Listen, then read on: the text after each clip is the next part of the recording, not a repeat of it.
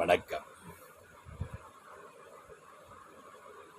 ஆத்மா சுகம் வளரட்டும் வளரட்டும்.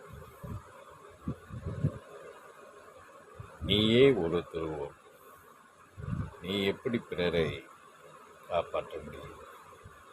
நீ ஒரு துருவம் தான், அவ்வளவுதான். தினம் நித்திரையில் சிறிய மரணத்தை தாண்டித்தான் வந்து கொண்டிருக்கிறோம். அது ஒரு நித்திரை, ஒரு மரணம்தான்.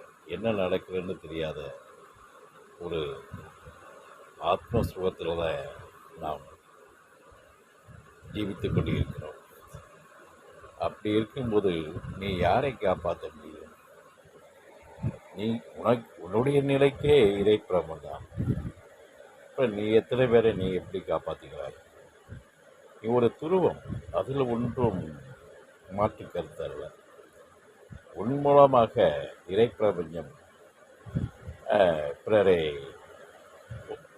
உன் சார்ந்தவர்களையோ பிறரையோ இயக்கி கொண்டிருக்கிறது. உனக்கும் அந்த இயக்கம்தான். ஆனால் இது பெரிய விஷயம். யாரும் தூக்கிக் கொள்ள முடியாது.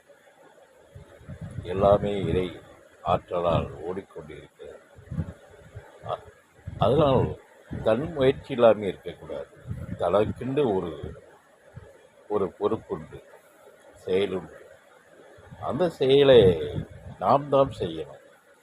எல்லாம் இறை பிரமம் பார்த்து கொண்டு இருக்குன்னா நடக்காது.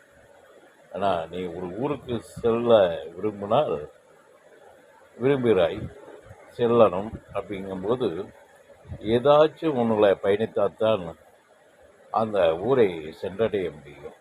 அதே போல தான் நீ பயணத்துக்குரியவன், பயணித்து கொண்டே இருக்க வேண்டும். பலன் நிச்சயமாக உண்டு. அந்த பலனுடைய நிலை பிரபஞ்ச ஆற்றல். அதுக்காக முயற்சியை விடக்கூடாது. முயற்சி இன்மை பிடித்துவிடும். எல்லாம் பிரம்மம் பார்த்துக்கணும்னா இங்கே அடுப்பு எரியாது. ஆனால் அது செயல் உணவுடையது, பலன் இறை நிலை. அதே போல நீ ஒவ்வொரு நொடி நிலையும் அந்த இறை ஓட்டத்தில் தான் நம்மளுடைய உயிரோட்டம் ஓடிக்கொண்டிருக்கிறது. அதை மறந்துவிட முடியாது. அந்த நினைவு வந்துட்டாலே நீ ஞானிதான், நீ பிரம்மம்தான். அனைவரும் இறை பிரம்மமாக இருந்தால் இன்பமாகத்தான் இருக்கும்.